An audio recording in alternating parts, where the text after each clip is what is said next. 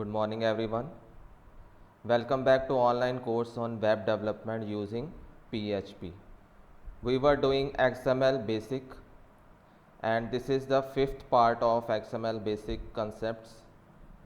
So today we will be discussing benefits of XML, hierarchies in XML, what is documents type, origin of XML standards, components of XML, application areas of XML, parsing XML, illegal PC data characters and escaping characters. So आज हमने ये सारे topic cover करने हैं. First of all what are the benefits of XML. So XML में हमने अब तक क्या पढ़ा है, डेफिनेशंस पढ़ ली हैं, उसकी एडवांटेजेस, कंपोनेंट्स हो गए उसके, okay, where it can be used.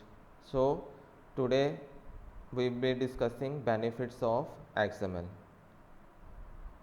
So first is it is a open WC3 standard, means it is a worldwide acceptable standard according to World Wide Web Consortium. So मैंने आपको पहले भी बताया था WC3 एक स्टैंडर्ड प्रोवाइड करवाती है किसी भी लैंग्वेज या मार्कअप लैंग्वेज को, so that it can be easily accessed throughout the application or operating system. Next is representation of data across heterogeneous environment, means इसकी हेल्प से आप किसी भी डाटा को एक environment या एक प्लेटफॉर्म से दूसरे प्लेटफॉर्म पे easily ट्रांसपोर्ट कर सकते हो. फॉर एग्ज़ाम्पल क्रॉस प्लेटफॉर्म, एक प्लेटफॉर्म फॉर एग्ज़ाम्पल आपका विंडोज़ का है, दूसरा आपका लिनक्स का, तो that is called cross platform, और one network to another network. Second is allows for high degree of interoperability, means अगर आपने एक डाटा कहीं पे यूज़ किया है तो इंटर ऑपरेबिलिटी का क्या मतलब है कि दूसरे आर्किटेक्चर पे भी वो ईजिली वर्क कर लेगा without any changes made to that original data. Next is strict rules. Strict rules means it follow some strict rules. For example इसका सिंटेक्स जो है वो एक प्रॉपर फॉर्मेट में होना चाहिए. Then structure, tree structure format में होना चाहिए अगर स्ट्रक्चर बना रहे हैं. मीन्स उसमें पेरेंट्स, चिल्ड्रन, सारे एलिमेंट्स को प्रॉपरली डिफाइन किया होना चाहिए. Then case sensitive, it should be case sensitive in nature. Then next topic is hierarchies in XML. Hierarchies means in the form of tree structure, means उसमें हम data को कैसे represent कर सकते हैं. जैसे हमने पहले भी पढ़ा है कि ट्री फॉर्म में हम इसको स्ट्रक्चर को डिफाइन करते हैं. उसका एक और एग्जांपल हम देख सकते हैं कि XML also groups information in hierarchies. Means hierarchies का मतलब क्या है कि वो डाटा का जो भी है इंफॉर्मेशन उसको एक ट्री की फॉर्म में स्टोर करवाता है. The items in our document relate to each other in parent child and sibling relationship. So it is like a tree structure जिसमें कि parent होता है और child, then sibling relationship को हम easily represent कर सकते हैं in the hierarchies of data in XML. These items are called elements, और इन items को हम क्या कहते हैं, elements, and which are also called tags. For example, in this case name is the root tag, then first is the child of name tag, then first में जो data है PC data, that is called John, so it is also a child of first. then जो first, middle and last, they these three tags are siblings because they are on the same level. clear? first, middle and last, ठीक है, ये सारे क्या है, एक sibling है. Then इनके फर्दर जो डाटा और जो एलिमेंट्स है वो उनके चाइल्ड हैं, और ये जो सारे हैं एलिमेंट्स हैं ये किसके अंडर आ रहे हैं, in the name root tag. So similarly middle name में हमने कुछ डाटा हमने एंटर कर दिया, देन लास्ट नेम में एंटर कर दिया. So this is the hierarchies in XML. इसी चीज़ को अगर हमने एक्सप्लेन करना है तो name is a parent of first. जैसे मैंने आपको बताया कि जो नेम टैग है वो किसका पेरेंट है, फर्स्ट टैग का, मिडल टैग और लास्ट टैग का, and they are all siblings to each other. This structure is also called a tree, and any parts of the tree that contains children are called branches. Means जिसमें भी ये tree structure है, tree structure के आगे branches होंगी तो वो क्या होंगे, सारे उसके childrens. So childrens are called branches, which while parts that have no children are called leaves. Means इसी एग्जांपल में अगर हम देखते हैं तो ये जॉन जो है, जॉन जो डाटा है, ये एलिमेंट है, this is the leaf, okay, of this tree. John is the leaf tag or leaf element of this particular tree. Then because the name element has only other elements for children, अब name element में क्या है, सारे elements हैं. So इस name element को हम क्या बोलेंगे, it's said to have element content. Means अगर हम इस नेम टैग को देखते हैं तो ये फर्स्ट, मिडल और लास्ट जो है ये इसके सारे क्या हैं, elements. So this name tag includes element, data elements और element contents. Elements can contain both text and other elements, in which case they are said to have mixed contents. अब कुछ टैग्स ऐसे भी हो सकते हैं, एलिमेंट्स ऐसे भी हो सकते हैं जिसमें डाटा भी हो और साथ में उसके एलिमेंट्स भी हों, and those are called mixed contents. For example, another example हम देख लेते हैं. For example, dog is the root node, parent is the child node. So इस चाइल्ड नोड के अंदर फर्दर हमारे पास डेटा भी है और em एक एलिमेंट है, ठीक है. Then this is the closing tag of parent. So this is the mixture, okay, mixed type of element. जैसे हमने पिछली स्लाइड्स में देखा है, मिक्स टाइप का क्या मतलब है, जिस एलिमेंट में डाटा भी हो, इधर डाटा कौन सा है, दिस इज सम और इन माई एलिमेंट, ठीक है. This is the data and text is also a data. Then em and em closing tag क्या है हमारे पास, इसका एलिमेंट है. So this is the complete hierarchical और tree structure of this example.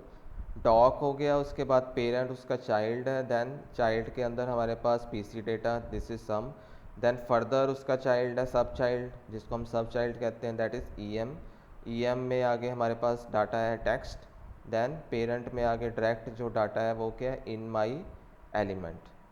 सो इस चीज़ को हमने एक सिंगल लाइन में कन्वर्ट किया है with the help of this XML statement.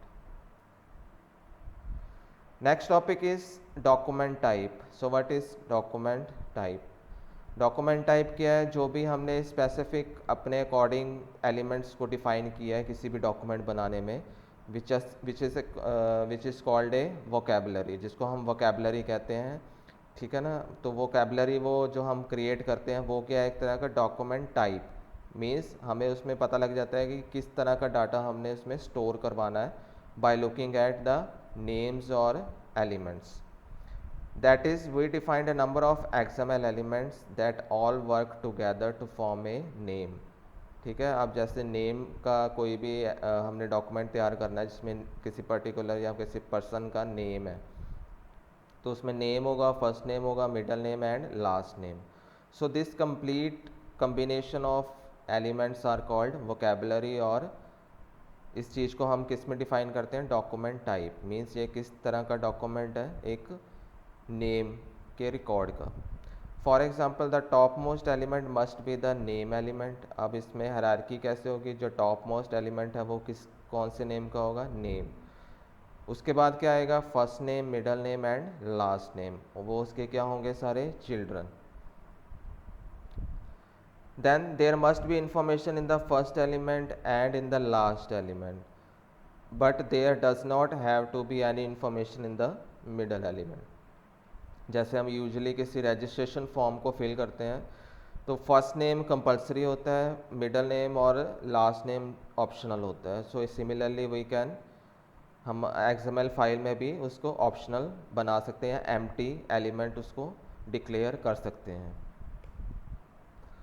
Then origin of XML standards. So one of the reasons why HTML and XML are so successful is that they are standards. जैसे मैंने बताया, इसको standard की तरह हम इसको यूज़ करते हैं, जो कि पूरे world wide as a similar तरीके से हम उसको या सिमिलर सिंटैक्स से ही यूज़ कर सकते हैं। सो इसके लिए WC3 ने इसको स्टैंडर्ड बनाया है। That means anyone can follow the specifications and the solutions they develop will be able to interoperate. So who creates this standards? अब ये स्टैंडर्ड्स किसने बनाए हैं? World wide web consortium. WC3 was started in the 1994। ठीक है, ये कब start हुआ है? 1994 में। और इसका अकॉर्डिंग टू इट्स वेबसाइट जो हमने रेफ़र किया है w3.org, इस वेबसाइट के अकॉर्डिंग ये वर्ल्ड वाइड वेब कंसोर्टियम कब स्टार्ट हुआ है? 1994, to lead the world wide web to its full potential. क्योंकि उसी टाइम पे www लॉन्च हुआ था, तो उसका फुल बेनिफिट यूज़ करवाने के लिए हमने इस स्टैंडर्ड को डिफ़ाइन किया था। that promotes its evolution and ensure its interoperability. Recognizing this needs for standard, WC3 produces recommendations. अब WC3 ने रिकमेंडेशन प्रोड्यूस करनी है किसके लिए? XML के लिए। That describe the basic building block of the web. और जो क्या करता है वो रिकमेंडेशन में क्या हमने शो किया है कि बिल्डिंग वेबसाइट की या किसी भी वेब डेवलपमेंट की बिल्डिंग ब्लॉक कैसा होना चाहिए। They call them recommendation instead of standards because it is up to the others to follow the recommendation to provide the interoperability. Then components of XML, basic components इसमें क्या है जो हम prologue में या डेक्लरेशन में लिखते हैं, that is XML 1.0 is the base recommendation upon which the XML family is built. Means उसका जो पहला वर्जन था XML 1.0 या 1.0 इज़ द बेस रिकमेंडेशन था, जो कि एक बाय डिफ़ॉल्ट था इस XML की फैमिली के लिए। It describes the syntax that XML documents have to follow. ठीक है, इसमें अब सिंटेक्स डिस्क्राइब्स होते हैं, उसके रूल्स होते हैं कि XML का पार्सर कैसे काम करेगा, कैसे उसको फॉलो करेगा, कौन सी स्टेटमेंट्स पहले रन होगी। It also defines document type definition that are called DTTs। So document type definitions क्या हैं? DTDs, although they sometimes are treated as a separate technologies because we can make up our own structure and elements name for our documents. DTTs and schemas provide way to define our document types. DTTs क्या provide करती हैं और schema क्या provide करता है कि document कैसे दिखेगा या कैसे हम उसको डिफ़ाइन करना है, उसके कुछ रूल्स वो प्रेजेंट करता है। Then namespaces provide a means to distinguish one XML vocabulary from another. Means अब वोकेबलरी भी, जैसे हमने नेम का डाटा रिकॉर्ड करना है तो हमने नेम वोकेबलरी बनाएंगे। अगर हम कोई बुक स्टोर का कर रहे हैं तो बुक स्टोर की वोकेबलरी अलग होगी उसके लिए, क्योंकि उसके एलिमेंट्स भी डिफरेंट हो गए। तो ये सारी चीज़ें हम किस में डिफ़ाइन कर सकते हैं? एक नेम स्पेस के अंदर। Name space is type of a collection of classes और syntax which enable us to create richer document by combining multiple vocabularies into one document. with namespace किस चीज़ में हेल्प करता है कि हमने मल्टीपल डाटा को अगर XML में अंदर इंक्लूड करवाना है तो वो डिफरेंट वोकेबलरीज को हम एक सिंगल नेम स्पेस के अंदर डिफाइन कर सकते हैं। XPath describe A quarrying language for addressing part of XML document. XPath क्या है कि वो, जैसे हमने SQL पढ़ा है या MySQL हमने पढ़ा है, उसके अकॉर्डिंग हमने कुछ क्वेरीज देते हैं जिसके अकॉर्डिंग हमें डाटा फैच होता है या हमारे यूज़र स्क्रीन पे शो होता है फ्रॉम द डाटाबेस। सो इसमें XML में हम क्वेरी कैसे देख सकते हैं? With the help of XPath। एक हमारे पास टेक्नोलॉजी है that is called XPath। This enables application to ask for a specific piece of XML document. और जो ये XPath है ये किस में हेल्पफुल है? कोई भी पर्टिकुलर इन्फॉर्मेशन को फैच करने में from the XML document. Here are some of the more important ones. ठीक है, अब कुछ इसके अलावा और भी हमारे पास कंपोनेंट हैं। फॉर एग्जांपल अगर हमने कुछ डिज़ाइनिंग करनी है या लेआउट बनाना है किसी XML डॉक्यूमेंट का, या कैसे वो लुक दिखेगा डॉक्यूमेंट में ब्राउज़र पे, उसका डिज़ाइन कैसा होगा, वो हम किसकी हेल्प से कर सकते हैं? Cascading style sheets. So CSS is used to define the presentation of our documents. CSS के अलावा भी हमारे पास कुछ टेक्नोलॉजीज होती हैं for a more complex cases. We can use extensible style sheet language XSL. This consists of XSLT which can transform our documents from one type to another. ठीक है, अगर हमने कुछ किसी एक डॉक्यूमेंट को दूसरे टाइप में कन्वर्ट करना है उसके लिए हम कौन सी टेक्नोलॉजी यूज़ करते हैं? XSLT. Okay, that is the part of XSL. And formatting object which deals with display, जो हमारे डिस्प्ले ऑफ डाटा में हेल्पफुल है. Although the syntax for HTML and syntax for XML look very similar, they are actually not the same. अब HTML और XML का जो syntax है या वो काफ़ी सिमिलर है but they are not actually the same. XML syntax क्या मच मोर रिजिड, मीन्स इसको कुछ रूल्स फॉलो करने पड़ते हैं तभी वो एक लीगल डॉक्यूमेंट बनता है then that of HTML. This means that XML parser can not necessarily read an HTML document. Means XML जो पार्सर है वो ज़रूरी नहीं है कि वो HTML डॉक्यूमेंट को रीड कर पाए. This is one of the reason why XHTML was created. ठीक है, एक और टेक्नोलॉजी बनी है उसके इसलिए XHTML, जो कि XML और HTML के बीच में एक ब्रिज प्रोवाइड करता है ताकि XML पार्सर भी ईजिली HTML को रीड कर पाए. The XQuery recommendation is designed to provide a means of querying data directly from XML document on the web. अब XQuery recommendation क्यों बनाई गई है? ताकि किसी भी डॉक्यूमेंट को XML में से डायरेक्टली हम उस वेबसाइट पे उसको डिस्प्ले करवा सकें without any external programming. Okay, अगर हमने सिंपल XML को अपने ब्राउज़र पर डिस्प्ले करवाना है उसके डेटा को, तो उसके लिए हम कौन सी टेक्नोलॉजी यूज़ करते हैं? XQuery. To provide a means for more traditional applications to interface with XML document there is a document object model. ठीक है, अब ट्रेडिशनल एप्लीकेशंस को XML के साथ कनेक्ट करने के लिए हमारे पास एक टेक्नोलॉजी है that is called DOM. Okay, DOM document object model. Then next topic is application areas of XML. Means कहाँ कहाँ इसके एप्लीकेशन एरियाज है, कहाँ कहाँ ये यूज़ हो रही है XML. First is reducing server load. Web based applications can use XML to reduce the load on the web servers. ठीक है, अब कैसे रिड्यूस करता है सर्वर के लोड को? By keeping all the information on the client for as long as possible. Means की जो हमारे XML है वो एक क्लाइंट साइड मार्कअप लैंग्वेज है, क्योंकि उसका जो सारा डेटा है वो एक मार्कअप या टैग्स के बीच में हमारे कहाँ पे स्टोर होता है? हमारे कंप्यूटर पे. ठीक है, वो कहीं पे सर्वर पे हम स्टोर नहीं करते उसको, वो ओनली दैट फॉर प्रोसेसिंग. जब हमने कुछ डाटा को प्रोसेस करवाना है only that it goes to server and came back to browser for after processing. So and then sending the information to the server in one big XML document. और जो उसकी request है अगर हम उसको प्रोसेस करते हैं तो वो एक सर्वर पे चला जाता है. For example, the consulting company may write a timesheet application whereby employees can enter how much time they have spent on different tasks. For example, एक organization या एक company है जहाँ पे एक application बनानी है कि वहाँ के employees कितना time spend कर रहे हैं किसी एक task पे. The time entered would be used to bill their clients appropriately.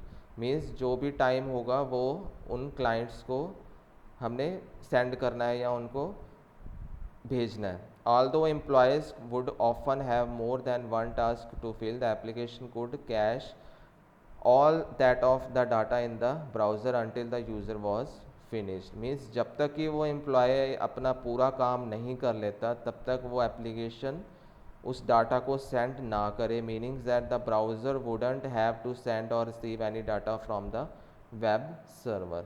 Means server से कोई भी डाटा ना उठाए जब तक कि वो जो उसका वर्कर है या उस टास्क को करने वाला एम्प्लॉय है वो उसको कंप्लीट नहीं कर देता. Then when the user is completely finished and XML document could be send to the server. और जब वो अपना काम फिनिश कर लेगा तभी वो XML डॉक्यूमेंट को सर्वर के ऊपर सेंड करे. So this was first reducing server load. Means सारा काम हमारा कहाँ पे हो रहा है, on the client side, server के ऊपर वो लोड नहीं देता. That is the main application of XML, reducing server load. Then website content. It was mentioned earlier that there are technologies such as CSS, XSLT that can be used to transform XML from one format to another. ठीक है, एक format से दूसरे format में हमें convert करने के काम आता है. Or to style XML for viewing in a browser. This allow for some very powerful applications of your data. अब ये क्या, वेबसाइट कंटेंट को मैनेज करने के काम आता है XML. For example WC3 uses XML to publish its recommendation. These XML documents can then be transformed into HTML for display by XSLT. अब जो भी ब्राउज़र के ऊपर अगर XML का डाटा हमने डिस्प्ले करवाना है तो उसको पहले कन्वर्ट करना पड़ेगा HTML की फॉर्म में, because browser can only understand HTML. सो वो किस टेक्नोलॉजी से होगा, with the help of XSLT. Okay, then next application is distributed computing. So XML can also be used as a means for sending data for distributed computing, where objects on one computer can call objects on another computer to do the work. Means distributed computing कौन सी होती है, जहाँ पे हम किसी काम को divide कर देते हैं ऑन द मल्टीपल कंप्यूटर्स और मल्टीपल प्रोसेसर्स. सो अगर हमने किसी एक कंप्यूटर से दूसरे कंप्यूटर पे डाटा को शिफ्ट करना है या एक दूसरे कंप्यूटर से डाटा को प्रोग्राम को एग्जीक्यूट करवाना है, सो उसके लिए हमें XML काफ़ी हेल्पफुल है. There have been numerous standards for distributed computing such as DCOM, Corba and RMI, IIOP और e-commerce. So these are the examples through which we can make use of XML in the distributed computing. Then is e-commerce. E-commerce is another one of the buzzword that you hear everywhere now. ठीक है, e-commerce क्या होती है, online कोई भी transactions करनी, कोई shopping करनी, उसको हम किसके अंडर करते हैं, ई-कॉमर्स के अंदर. Companies are discovering that by communicating via internet instead or by traditional methods. Means कि इंटरनेट की हेल्प से हम विदाउट हैविंग ह्यूमन इंटरेक्शंस हम इजीली उसको सीमलाइन कर सकते हैं किस जो भी ट्रांजैक्शन हमने करवानी है in on the online purpose. Whenever one company needs to send data to another, XML is the perfect format for the exchange. Means जब भी किसी कंपनी को डाटा सेंड करना पड़ता है दूसरी जगह पे, तो XML is the perfect format for the exchange. Then parsing XML topic है हमारे पास. The main reason for creating all these rules about writing well-formed XML document is so that you can create a computer program to read in the data and easily tell markup from information. अब main चीज़ जो है XML document क्यों बनाते हैं, ताकि XML का syntax क्यों बना है, ताकि कंप्यूटर उसको ईजिली रीड कर पाए और उसको ईजिली स्टोर और ट्रांसपोर्ट कर पाए डेटा को. XML processor is more commonly called a parser. अब XML का प्रोसेसर जो होता है उसको हम XML पार्सर कहते हैं. It simplify parses XML and provides the application with any information it needs. क्योंकि जो वो XML का पार्सर है वो क्या करता है, किसी भी इंफॉर्मेशन को रीड करवाता है जो भी हमें XML डॉक्यूमेंट से इंफॉर्मेशन चाहिए और उसको ईजिली प्रोवाइड करवाता है to the user. Then next topic is illegal PC characters. अब PC कैरेक्टर्स मैंने आपको बताया जिसके कोई भी चिल्ड्रन नहीं होते, वो एलिमेंट PC डाटा होता है और जो कि एक टेक्स्ट की फॉर्म में भी हो सकता है. There are some reserved characters that you can not include in your PC data. कुछ वर्ड्स को छोड़ के आप कोई भी उसमें टेक्स्ट को यूज़ कर सकते हो to make it a PC data because they are used in XML syntax. For example हम XML कीवर्ड को यूज़ नहीं कर सकते, जैसे हमने पहले पढ़ा था XML रूल्स में. द लेस देन ये जो करेक्टर है आपके स्क्रीन पे शो हो रहा है स्लाइड्स में, this is a angle bracket and ampersand characters. ठीक है, ये हमारे कुछ रिजर्व्ड वर्ड्स हैं, हम इनको यूज़ नहीं कर सकते in the PC data. So for example अगर मैं चाहता हूँ कि मैंने कुछ रिलेशनशिप शो करनी है किसी नंबर के बीच में, फॉर एग्जांपल अगर मैं 6 is less than 7 and 7 is greater than 6। अगर मैंने ये इस फॉर्म में डिस्प्ले करवाना है ऑन द कंप्यूटर स्क्रीन, सो ये मैं कैसे कर सकता हूँ? अगर मैंने इसमें लेस देन यूज़ किया तो वो उसका एंगल ब्रैकेट है, रिजर्व्ड वर्ड है, एम्प्रेजेंट वो भी रिजर्व्ड वर्ड है, तो ये एक एरर मैसेज शो कर देगा, the XML page can not be displayed. So इसको रिमूव करने के लिए हमारे पास कुछ एस्केपिंग करैक्टर्स होते हैं, जो नेक्स्ट स्लाइड में मैं आपको बताऊंगा क्या होता है। सो अगर हमने इसी फॉर्म में डाटा को शो करवाना है, रिलेशनशिप या कोई मैथमेटिकल इक्वेशंस की फॉर्म में, for example 6 is less than 7 and 7 is greater than 6, सो उसको हम कैसे करते हैं हम नेक्स्ट स्लाइड में देखते हैं, with the help of escaping characters. So next topic is escaping characters. To escape the less than और ampersand character means इसको हमने पार्सर में escape करवाना है ताकि वो उसको read ना करे और error message show ना करे. You simply replace any less than character will with ampersand lt. हम उसकी जगह क्या लिख सकते हैं? ampersand l, small l and t means l for less, t for than. सो ये किसके इक्वल होगा? जो ये आपका लेस देन का सिंबल है। And any ampersand character with, और अगर एम्परसेंट ही डिस्प्ले करवाना है तो एंड डिस्प्ले करवाना है तो उसके लिए एम्परसेंट करके A small A M P. So these are the basic rules for escaping characters. It isn't necessary, but it does make things more consistent as you need to escape all of the less than characters. अब अगर पिछली जो मैंने example आपको बताई है 6 is less than 7 and 7 is greater than 6 अगर display करवाना है तो उसका सही जो लीगल फॉर्मेट है that is this statement means comparison. हमने एक टैग ले लिया है, 6 इज़ लेस दैन को हमने कैसे डिस्प्ले कर दिया लेस दैन वाले सिंबल को, ampersand L T then colon 7 then ampersand A. अगर एंड लिखा है हमने ये this is a equal to and, then 7 is greater than 6. So this is the basic rules और for escaping characters. So अगर इसको हमने रन करेंगे अपने ब्राउज़र के ऊपर, so it will show like this. Comparison 6 is less than 7 and 7 is greater than 6. So in this way we can escape errors or display our desired output on the browser.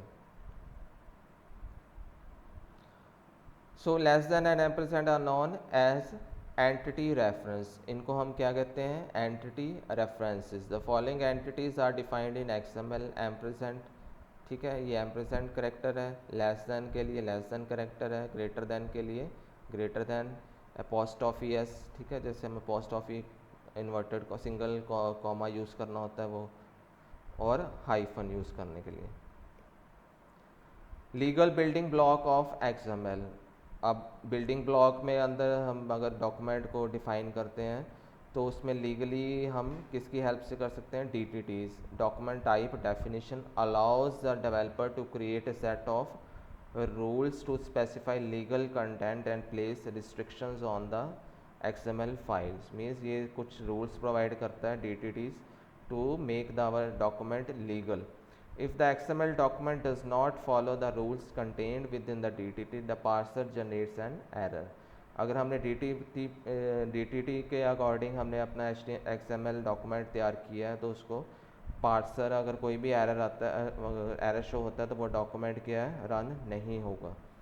An XML document that conforms to the rules within the DTT is said to be valid. अब कोई भी XML का document कब valid होता है? जब वो DTT के रूल्स को फॉलो करता है.